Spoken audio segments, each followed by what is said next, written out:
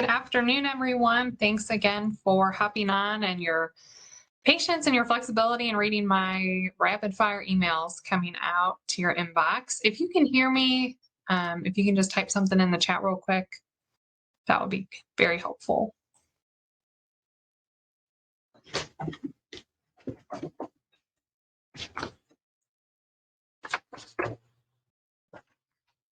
Hello, great. Thank you so much. I wanted to wait until 2 just to see if a couple people would hop on, but I want to be respectful of your time since we've already started about half an hour late, so we will go ahead and do that. I am recording this meeting. We'll upload it to our YouTube channel. I'll be sharing it with people who weren't able to join us.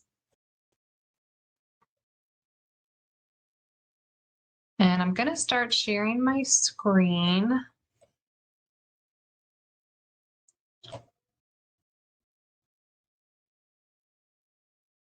And it's been 3 years of this pandemic, and it still takes me a minute to run these virtual meetings.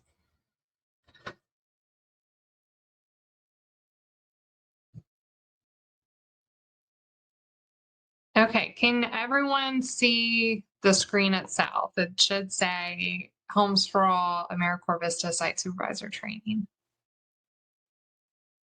Perfect. Thank you so much, Emily.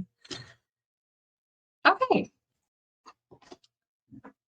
We're going to quickly talk about the fundamentals of VISTA. I think everyone on this call is already very familiar with the program or what VISTA is.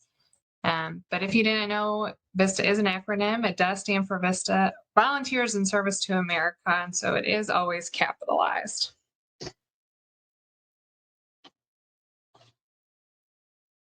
AmeriCorps VISTA is a program federally funded under the AmeriCorps agency umbrella. It was founded in 1965 under different legislation and funding, but now it is part of the National Service family that's run by the federal government. There are 4 components to VISTA. The biggest one is about ending poverty. It's about empowering communities, building the capacity of organizations to serve their communities in a more effective or efficient way.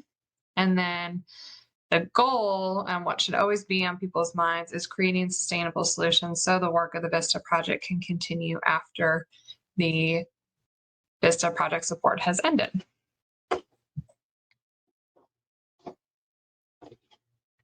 The benefits of VISTA service, I know it can be a limiting aspect to serving in this position or serving in this program. It is a smaller benefit than some of our other national service programs, but as of right now, what's available to our VISTA members is a living allowance of $15,002. That's the annual amount.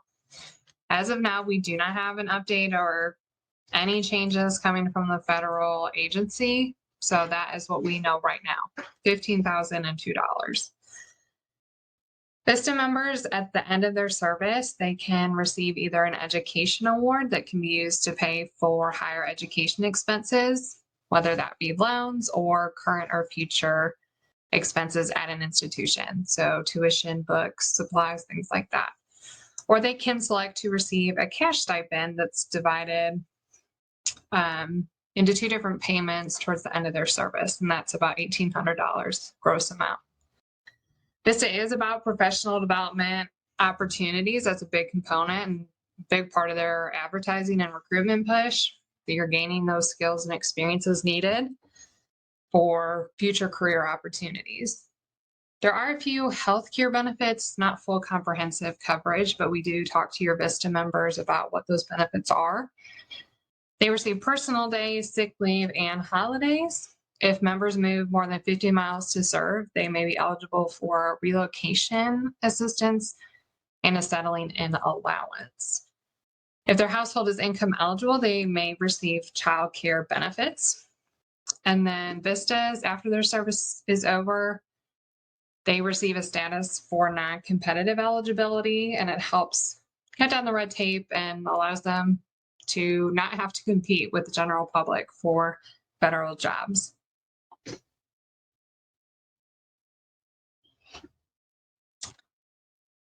the VISTA schedule and term of service. So this is a 1-year position, full-time capacity for 365 days. So we leave the definition of full-time to you as the project site, but it does need to be at least 36 hours a week.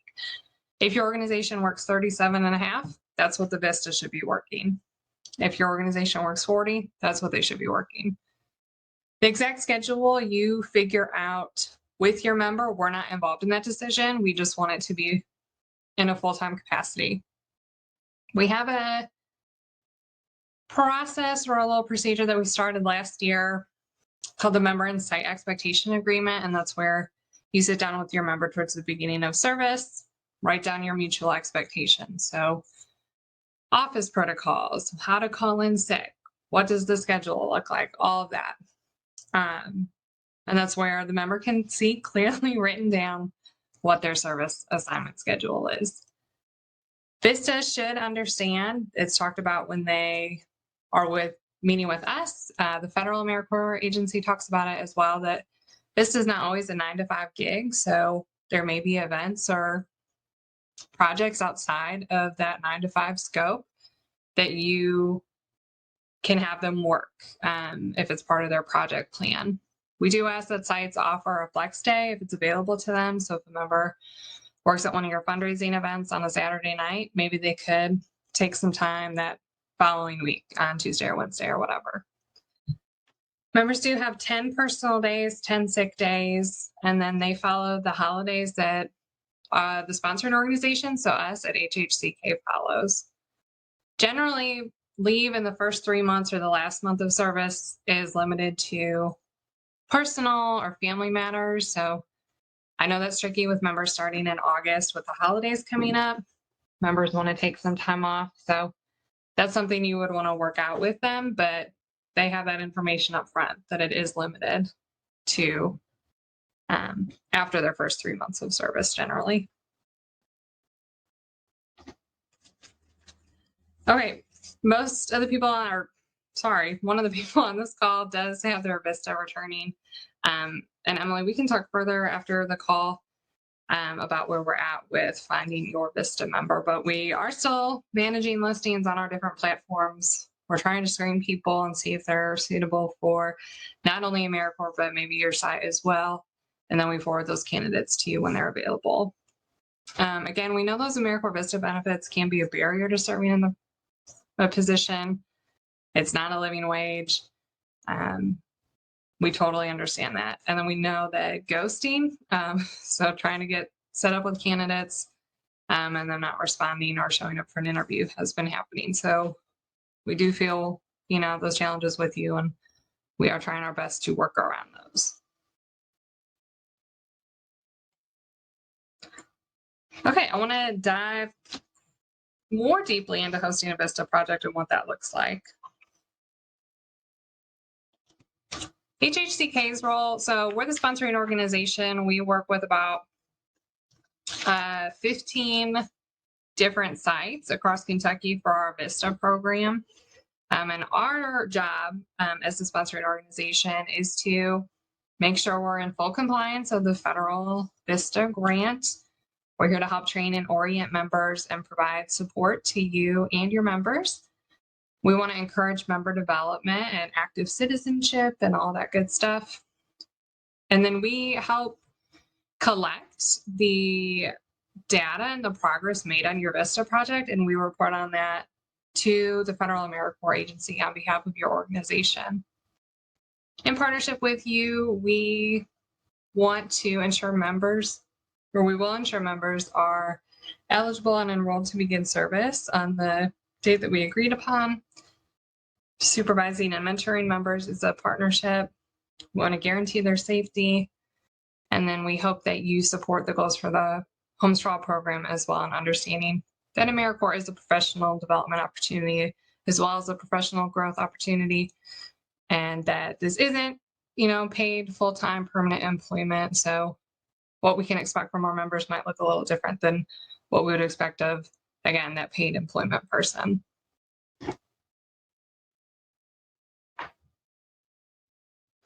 Your role as the VISTA project site, so you spent time developing your project with your site application or your continuation request. You outline the goals and the metrics and the activities for that VISTA project. You are also responsible for monitoring progress towards those project goals. So you did have to decide what you were going to report on, value of cash resources leveraged or the number of volunteers recruited, those performance measures. And then you report on those with your member on a quarterly basis. And we'll talk about that in just a couple minutes. We also ask our project sites to provide a strong and engaging orientation. That's your members' first impression of what their service year is going to look like. So I know we all have so many responsibilities and we wear so many hats and we have a lot going on, but we do ask sites to spend dedicated time with their members to help them onboard and transition into the organization seamlessly. Offering the tools to be successful, whether that means office space, what equipment that includes, technology, do they need a laptop? Do they need the access to the internet? Do they know how to, work with your organizations? Maybe use Google Drive or Google Suite or, MyCloud, whatever system you use. Do they have access to that? Do they understand how it works? And then supervising and mentoring the member throughout the year. So helping monitor attendance, leave, we do that as well from the program side, coaching and guiding members, and then supporting them during their year. In your project application or continuation, you had to talk about what the role of the community was going to be in this VISTA project, since that is one of the 4 components, and ultimately who benefits from the VISTA project. The intended audience is community members. So whether that means a geographic community or specific beneficiary population, so, unhoused individuals or, people experiencing domestic violence, things like that. So in that application, you talked about the voice that the community would have. So just a little reminder that should continue during the VISTA project, that they may give advice or recommendations on the project, and that the member would be working with the community as well. Okay, I know Emily served as a VISTA, so she already knows this. And Russell, I know you'll have experience with VISTA as well. So just friendly reminder that VISTA is about capacity building. So those tasks and activities designed to expand the scale, reach, efficiency, or effectiveness of the programs, as opposed to direct service. This is not a direct service position or program. So the VISTAs that you have will not be working regularly, consistently with people in need.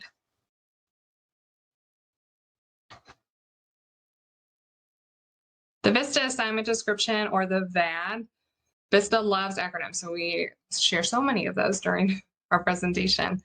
But the VAD is the guiding living document to help shape your member service here, what they're supposed to be doing on a day-to-day basis, what the objectives of the position or the project are, and how they'll get to those goals and metrics that you talked about in your project application. So it is a document that the members should be viewing regularly. They shouldn't just see it at the beginning of the year. They always have access to it in their My AmeriCorps portal. We talk about it at their virtual member orientation with the federal government. And then we talk about it at our orientation as well.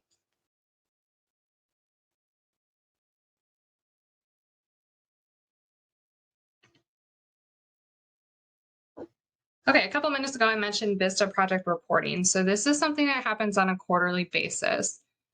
And while the member is responsible for actually filling out the report and submitting the report in their America Learns account, we do want you to be involved in the reporting as well as the project supervisor.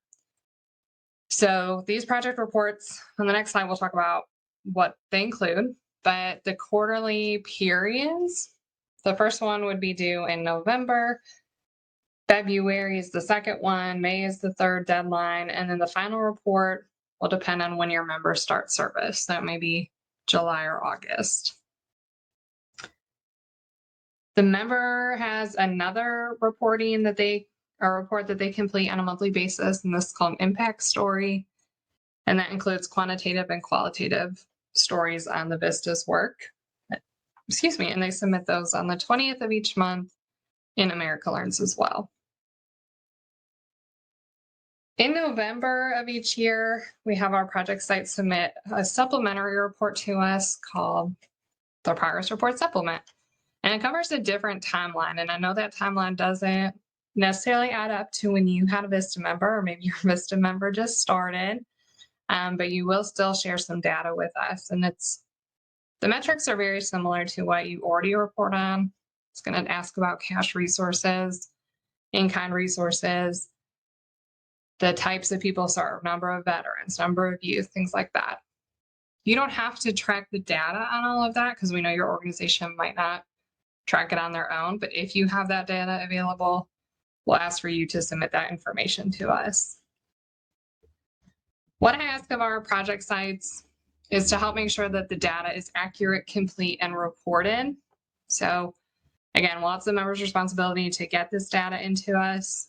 If you don't have a VISTA, if they decide to leave service, or if it's a period where your VISTA is not active in service, we might ask you for some information outside of that term of service, if that makes sense. We'll hopefully give you plenty of notice to get that data to us. And again, I know that reporting timeline, it doesn't necessarily add up with your VISTA member's term of service because it falls within the grant timeline. So the grant starts in May. And again, we know your VISTA might not start until July or August. So it is a little off, but we capture the data that we can.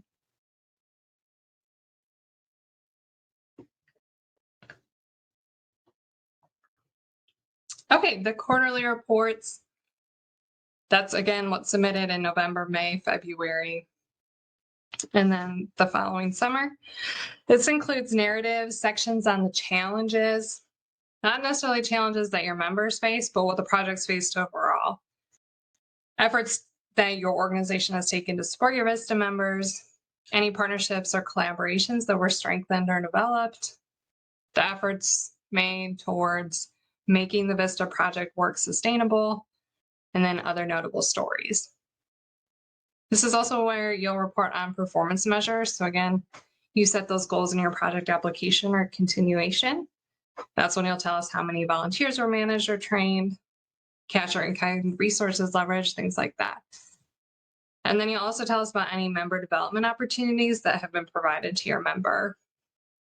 So training, webinars, things like that.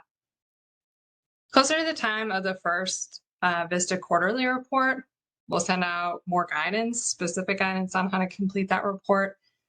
And it's also something that we'll train your VISTA members on at orientation in August. And then we'll also do it on our monthly VISTA calls.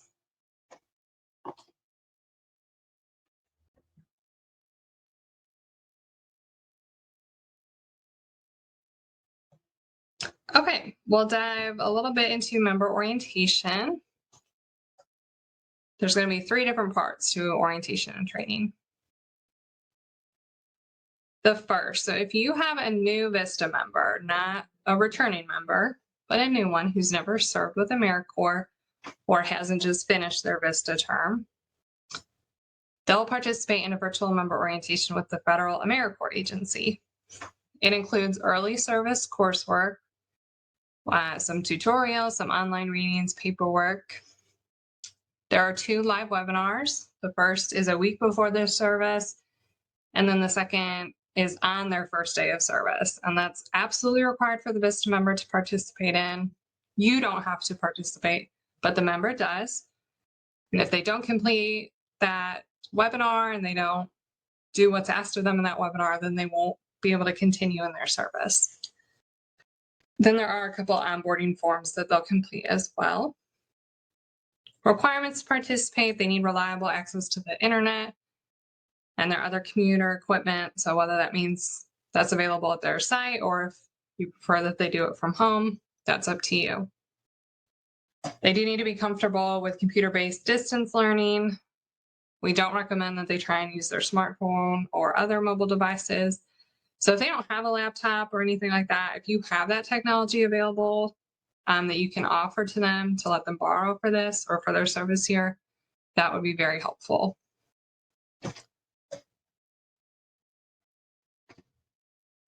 The second part of orientation for your member is your on-site orientation and training.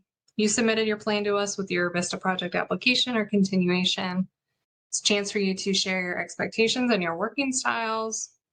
We do want it to be an intentional process because, again, this is the first impression that they'll have of your organization and what their year is going to look like.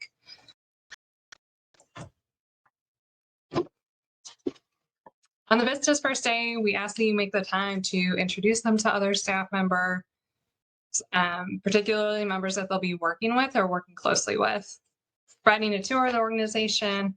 If they're new to the area, maybe introducing them to the neighborhood, taking them around. You want to talk about the orientation plans, what the next few weeks are going to look like. Go over immediate housekeeping items. So where do you put the mail? Where do you pick up the mail? How do you order office supplies? Where do you park? Things like that. You also want to help guide them on how to use the phone system, email, computer, copier, fax machine, all that good stuff. If they need any keys or special access to get in the building and you're able to provide that, please do so. And then again, they have that VISTA training webinar in the afternoon. Weeks 1 and 2, this is when I would focus more on the purpose of your organization. So what do you do and why do you do it? What's your history? Review the organizational chart and the different staff duties. You'll want to dive deeper into project-related plans. You'll review that VISTA assignment description, clarify any questions or objectives. And then if you've had a previous VISTA member or VISTA project, talking about the accomplishments that had. Introducing VISTA members to the community. So if they're key stakeholders or people that you work with or beneficiaries, taking the time to let them introduce themselves and say hello. You want to talk about, member supervision, performance expectations and standards, communication styles, things like that. Again, we have a whole document that you could fill out for our office where there'll be more formal completion of these objectives. And then giving the member time to adjust and read materials and kind of soak it all in. Wrapping up your on-site orientation training, you'll complete that member and supervisor expectations agreement I've mentioned a couple times. And then throughout the first month, adding them to any training opportunities or reading materials. If you have a listserv that you're on or you join a standing call or meeting that you think will be relevant, sign them up for that. And then the third and final part to the orientation and training is the AmeriCorps orientation and training with our staff. And that's in August from the 17th through the 19th. We will be at the Capitol Plaza Hotel in Frankfurt. We'll provide mileage reimbursement, meals, and then lodging provided. We're going to talk more broadly about AmeriCorps and what the goals of the VISTA program are, why Homes for All exists. We will get into the nuts and bolts of policies and procedures. We'll talk about their member development and then some good old, self-care and boundaries. And then they'll be with other VISTA members and our AmeriCorps Direct Service members as well. Russell, I just saw your question. Yes, for a returning member, it will be a seamless reporting period.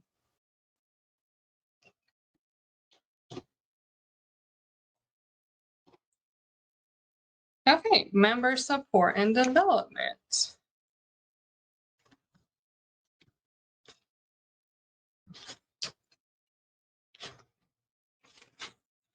Okay, again, we love talking about the training and orientation, how important it is. But making sure that's pretty comprehensive, starting off the year in a positive manner, discussing all relevant and policies and procedures before the VISTA really dives into their work, how your organization operates, things like that. Dedicating time to meet with your VISTA member each week, at the very least on a bi-weekly basis. Although we do have members that come in that have career experience, quite honestly, a lot of them are new to this type of work. So they're going to need a little more guidance, say, than a regular employee might. Serving as a supervisor, coach, and mentor for your VISTA member. Again, I know y'all wear so many different hats. You have so many other responsibilities, but we do want the member to grow and learn, and we want to help grow our colleagues and our future coworkers. And so this is a great way to do that. And you're an important part of that experience for them. Ensure timely approval of member timesheets. VISTA members have to submit their timesheets every 2 weeks. You will get notified when they submit a timesheet, but you can also just approve them once a month if that works better for you. Just on a regular basis is what we ask. If you leave your position or you move to, a new organization, or if there's any sort of change in supervision, please let our office know ahead of that change. And then I always emphasize communication. So anytime you think there's something that we need to know, or you just want to share with us, even the good stuff, we love hearing good stuff, just communicate with our office. One thing I forgot to say, evaluating your members. So that takes place 2 times a year, about midway through their service and then towards the end of their service. Evaluations are a great time to offer constructive feedback and positive feedback. It shouldn't be anything new. So if there's anything that is concerning to you, we ask that you address it before you get to the evaluation point. You shouldn't wait until the evaluation to speak up about something you're concerned about. But we keep those on file, and then we do use those it's part of their eligibility to receive their end of service benefits.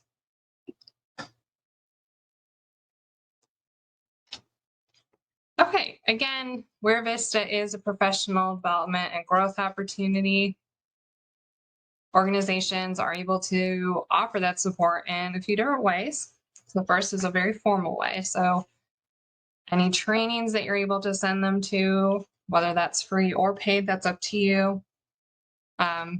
Alongside of that, professional development opportunities. When I was at VISTA, one of the first things my site sent me to was the Kentucky Nonprofit Network Leadership Training Conference. That was a great experience, a great way to get to know other organizations in Kentucky and kind of get my feet wet. Informal, you're able to offer that support through your weekly or biweekly check-ins, open door policies. If, we love to see sites maintain those with their members, and then any mentorship you can provide.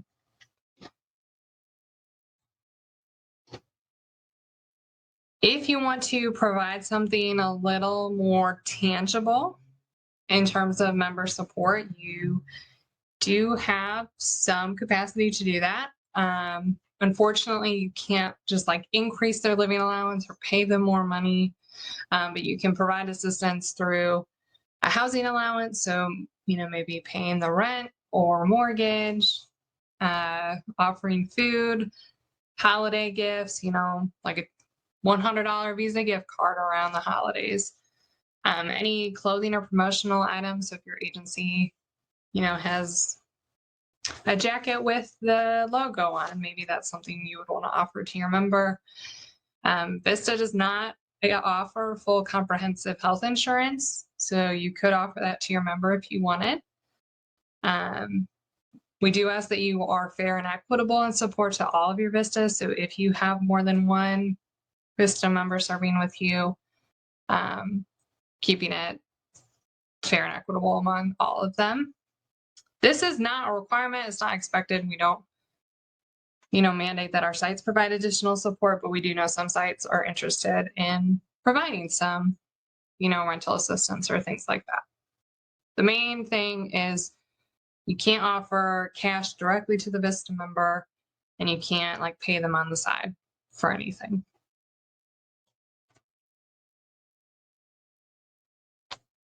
Member time and timekeeping. So we use a system called America Learns, biweekly timesheets.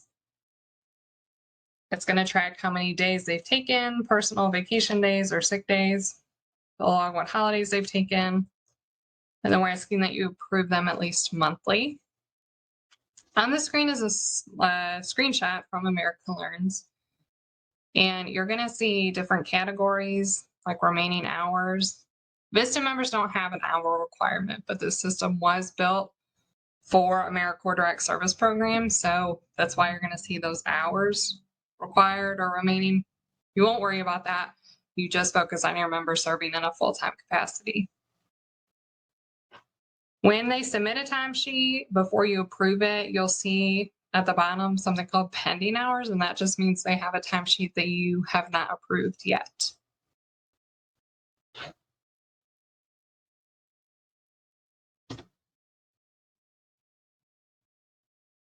Okay, ideally you go through your whole service here and everything is wonderful and nothing has to get addressed because your VISTA just is totally perfect. But in the event that you have some challenges come up or some issues come up, this is how you would address them. So the first, we have a specific member standards of conduct that we expect from all of our members. And those standards of conduct include, treating everyone with respect, showing up, doing what you're supposed to, progress reports, timesheets, things like that. But then it does get into more, performance-based issues. So continuous absence or tardiness, falsifying timesheets, inappropriate client contact, things like that. So if you have a performance-based issue, you're going to document that in writing using a form that we provide to you, and you will immediately share that document with us.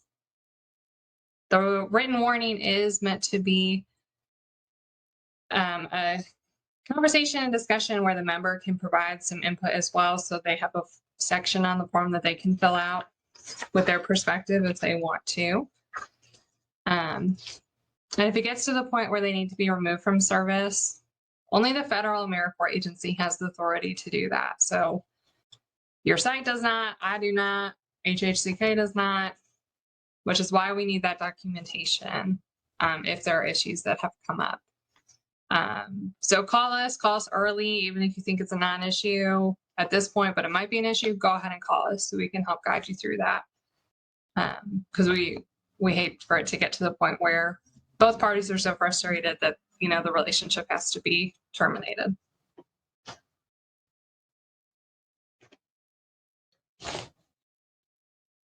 Okay, key policies. The first is teleservice or working remotely. So when we are not in a pandemic, VISTA's typical policy is that a member, after they've been in service for a period of time, can work remotely 2 days per 2-week period. Because it is a pandemic, as far as information goes that we have, VISTAs can serve up to a full-time capacity. They do not have to. If your member feels comfortable serving on site and you want them serving on site, that's great. We love to have them there. But right now the policy still is that they can request full-time teleservice. If your member plans to serve remotely, even if it's on an incidental basis or not a regular thing, we still are going to have your member fill out something called a teleservice checklist. And it's just them signing off that they have the capacity to work remotely, that they have the tools and equipment needed, all that kind of stuff.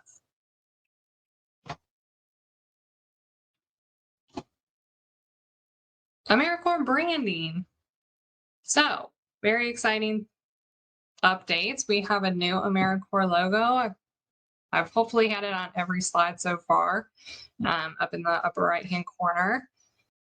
The logo does go into effect starting this year, so if you have any materials that have the old logo on it, please update with the new logo. And we have the new logo download on our website, but we can send it out as well. If you make business cards for your member or a name tag, please add that AmeriCorps logo. We're going to ask them to put it in their email signature.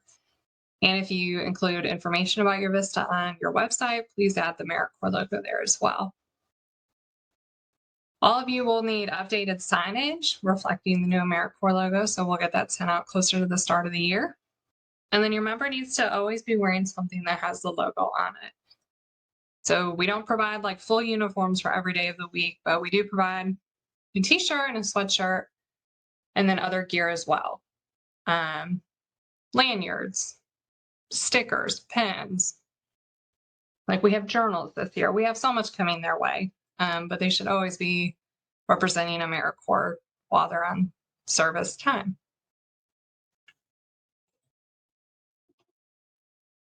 Transportation and mileage. So if you have any expectations of your member traveling during their VISTA service, I would advise bringing that up at the start of their service. Your organization will need to provide mileage reimbursement for any VISTA related activities. So if you are sending them to training in Lexington, you're going to reimburse them. But if we're pulling them in for something, so a service project or a training, we'll reimburse them and again, provide meals and lodging as well. And then if you have them traveling, we recommend keeping a copy of their valid driver's license and auto insurance for their vehicle on file.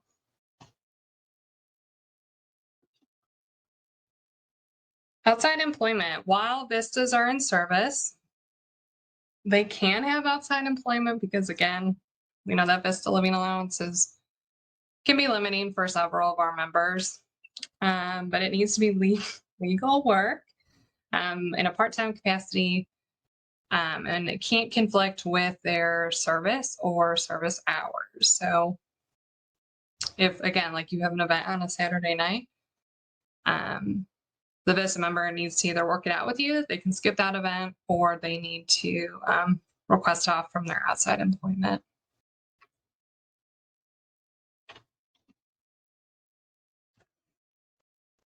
There is a whole list of prohibited activities that VISTA members cannot be involved in. We have that in our VISTA site agreement that we'll have you all sign. And the VISTAs also sign off on it in their enrollment paperwork. But the main two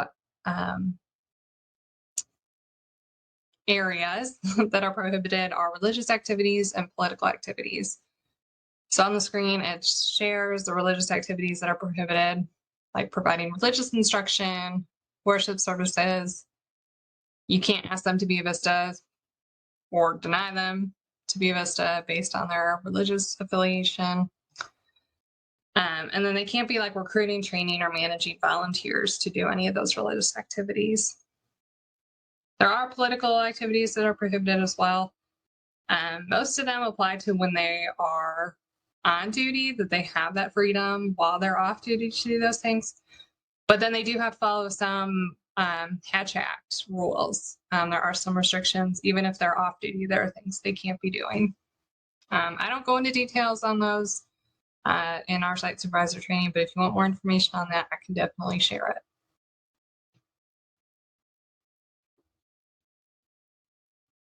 Okay, wrapping up.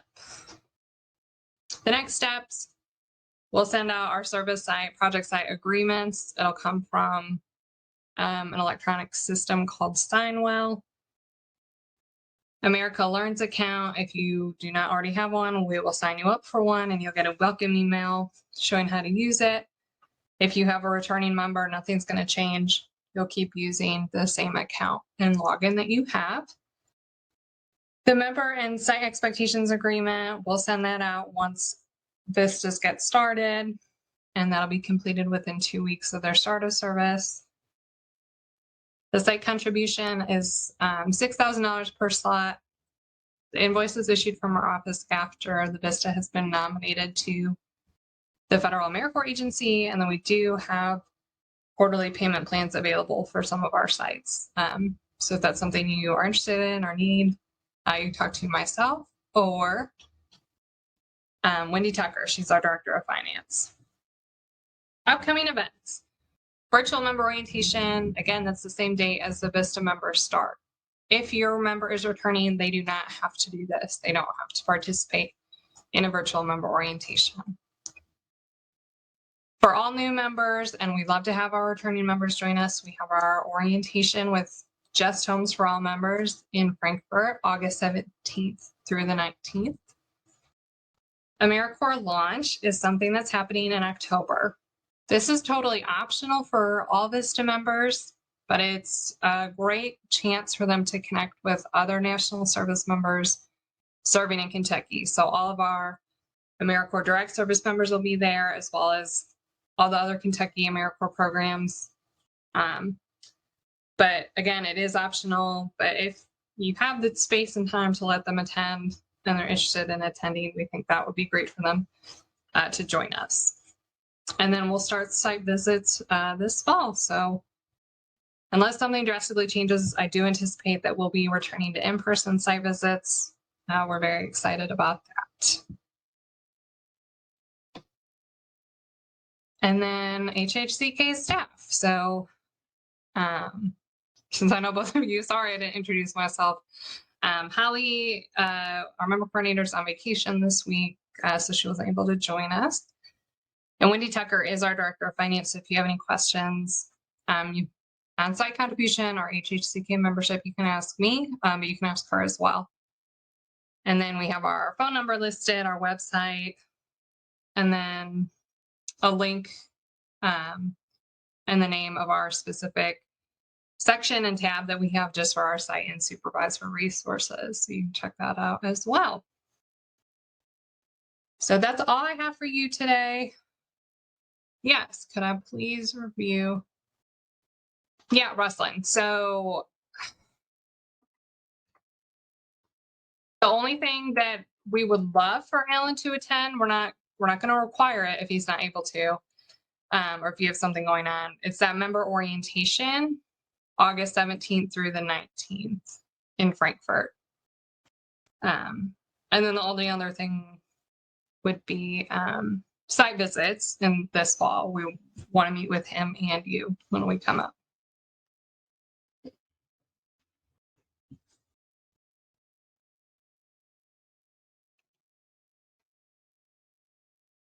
Okay. Yeah, so Alan will not have to do the virtual member orientation since he's returning for another year of service and there's no break. But our program orientation, he's welcome to attend. Okay, great. Well, thank you again for everything. Thank you for joining the call and waiting. And if you have any questions, feel free to reach out to our office. And with that, you are free to go. Get back to your day. Thank you.